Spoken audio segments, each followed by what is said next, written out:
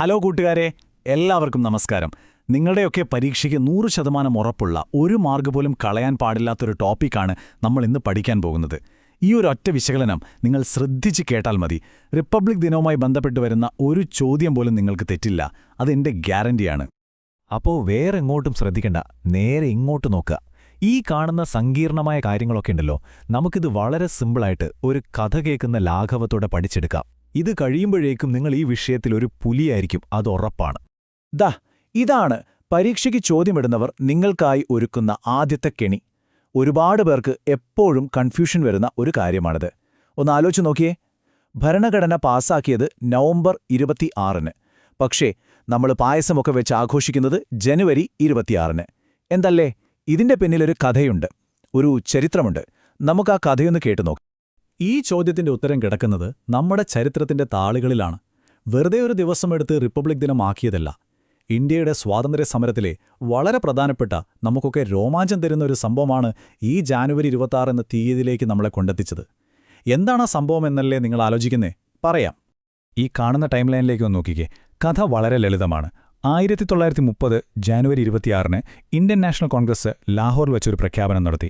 ഇനി ബ്രിട്ടീഷുകാരുടെ കീഴിലൊരു പദ്ധതി ഞങ്ങൾക്ക് വേണ്ട, ഞങ്ങൾക്ക് വേണ്ടത് പൂർണ്ണ സ്വാതന്ത്ര്യമാണ്, അതായത് പൂർണ്ണ സ്വരാജ്. ആ ഒരു ചരിത്ര നിമിഷത്തെ, ആ ഒരു ദിവസത്തെ എന്നെന്നും ഓർക്കാൻ വേണ്ടിയാണ് വർഷങ്ങൾക്ക് ശേഷം നമ്മുടെ ഭരണഘടന നിലവിൽ വരാൻ അതേ ജാനുവരി 26 തന്നെ തിരഞ്ഞെടുത്തത്. കണ്ടോ, അതാണ് ആ ഡേറ്റിന്റെ ഒരു പവർ. ഇത് മനസ്സിലാക്കാൻ ഞാനൊരു സിമ്പിൾ ഉദാഹരണം പറയാം. നമ്മളൊരു പുതിയ വീട് വെച്ചു എന്ന് വിചാരിക്കുക. നവംബർ 26-ന് അതിന്റെ പാലുകാച്ചൽ ചടങ്ങ് നടത്തി. എല്ലാവരെയും വിളിച്ചു, സദ്യയൊക്കെ കൊടുത്തു. അതാണ് ഭരണഘടന അംഗീകരിച്ച ദിവസം, അതായത് കോൺസ്റ്റിറ്റ്യൂഷൻ ഡേ. പക്ഷേ നമ്മൾ ആ വീട്ടിലേക്ക് താമസം മാറിയത്, അവിടുത്തെ നിയമങ്ങളൊക്കെ അനുസരിച്ച് ജീവിക്കാൻ തുടങ്ങിയത് ജനുവരി 26-നാണ്.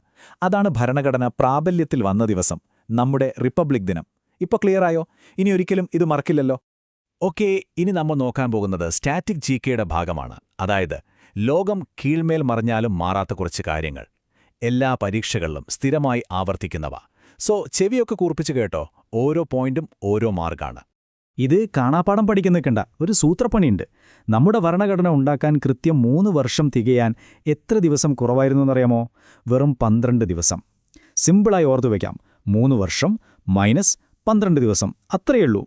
ഈ പേരുകൾ വെള്ളത്തിൽ വരച്ച വര പോലെ ആവരുത്, മനസ്സിലങ്ങ് പതിഞ്ഞോളണം. ഒന്നാമത്തെ ആൾ നമ്മുടെ ആദ്യത്തെ രാഷ്ട്രപതി ഡോക്ടർ രാജേന്ദ്ര പ്രസാദ്. അദ്ദേഹമായിരുന്നു ഭരണഘടനാ നിർമ്മാണ സഭയുടെ അധ്യക്ഷൻ.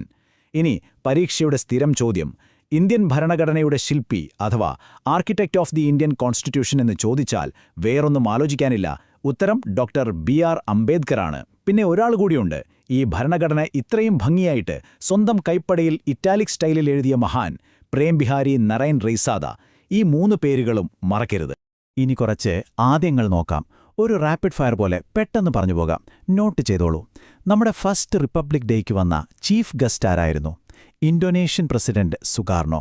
റിപ്പബ്ലിക് എന്ന ആശയം, അത് നമ്മൾ കടം കൊണ്ടത് ഫ്രാൻസിൽ നിന്നാണ്. ഭരണഘടനാ നിർമ്മാണ സഭയുടെ ആദ്യത്തെ മീറ്റിംഗ് നടന്ന ഡേറ്റ് 1946 ഡിസംബർ 9. ഈ 3ഉം വൺ വേഡ് ചോദ്യങ്ങളായിട്ട് എപ്പോഴും കാണാറുള്ളതാണ്.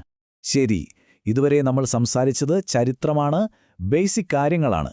ഇനി നമ്മൾ കയറാൻ പോകുന്നത് കറന്റ് അഫയേഴ്സിലേക്കാണ്. ഇതാണ് റാങ്ക് മേക്കർ സെക്ഷൻ. മറ്റുള്ളവരിൽ നിന്ന് നിങ്ങളെ മുന്നോട്ട് കൊണ്ടുപോകുന്നത് ഈ ഭാഗമായിരിക്കും. സോ കുറച്ചുകൂടെ ഒന്ന് ഉഷാറായിട്ടിരുന്നേ.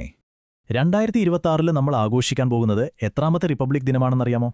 77ാമത്തത്. വെറുതെ ഒരു ആഘോഷം മാത്രമല്ല, ഈ വർഷത്തെ ആഘോഷത്തിന് വളരെ സ്പെഷ്യലായൊരു തീമുണ്ട്.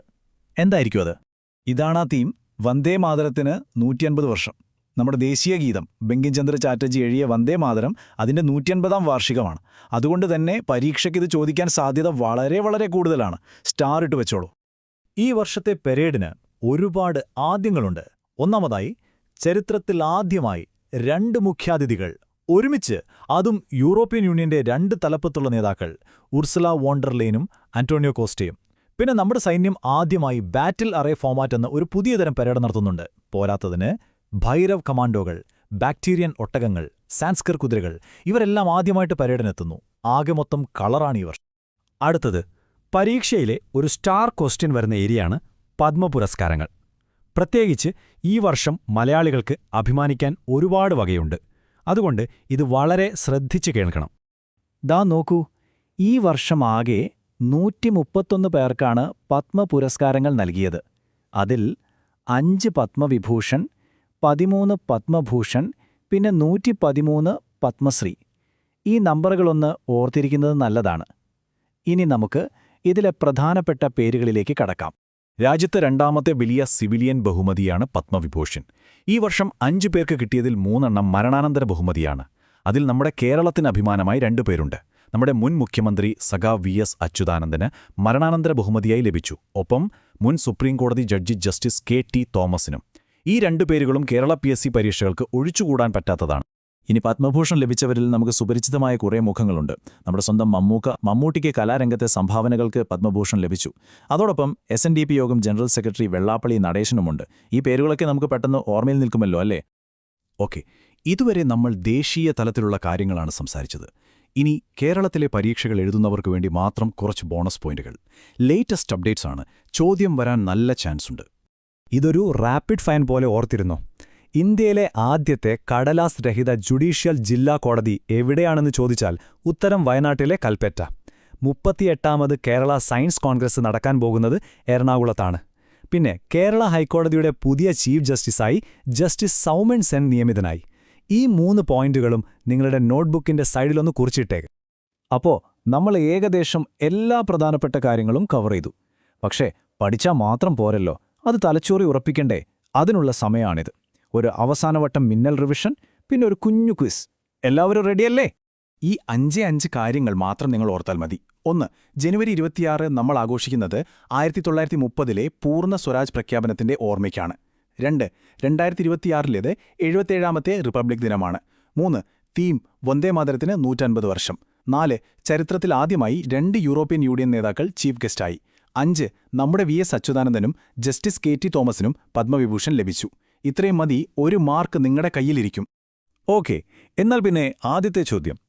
77ാമത് റിപ്പബ്ലിക് ദിന പരേഡിന്റെ പ്രധാന പ്രമേയം എന്തായിരുന്നു? മനസ്സിലുത്തരം വന്നോ? റെഡി. അടുത്ത ചോദ്യം. ചരിത്രത്തിലാദ്യമായിട്ട് ഏത് അന്താരാഷ്ട്ര സംഘടനയിലെ 2 നേതാക്കളാണ് 2026-ൽ ഒരുമിച്ച് മുഖ്യാതിഥികളായി എത്തിയത്? കിട്ടിയ ഉത്തരം? നിങ്ങളുടെ ഉത്തരങ്ങൾ ശരിയാണോന്ന് നോക്കിക്കേ. ഒന്നാമത്തെ ഉത്തരം വന്ദേമാതരത്തിന് 150 വർഷം. രണ്ടാമത്തേത് യൂറോപ്യൻ യൂണിയൻ. രണ്ടും ശരിയാക്കിയവർക്ക് എന്റെ വക ഒരു വലിയ കയ്യടി. നിങ്ങൾ ഈ വിഷയം അടിപൊളിയായി പഠിച്ചു കഴിഞ്ഞു. അപ്പോൾ ഈ കാര്യങ്ങളെല്ലാം ഉറപ്പിച്ച സ്ഥിതിക്ക് ഒരു ചോദ്യം ചോദിക്കട്ടെ. ഇന്ത്യൻ ചരിത്രത്തിലെ ഏത് സംഭവത്തിനാണ് ഇതുപോലൊരു ദേശീയ ദിനം വരേണ്ടത് എന്ന് നിങ്ങൾക്ക് തോന്നുന്നു? ഒന്ന് ആലോചിച്ചു നോക്കൂ. നമുക്ക് അടുത്തൊരു വിശകലനവുമായി വീണ്ടും കാണാം. നന്ദി.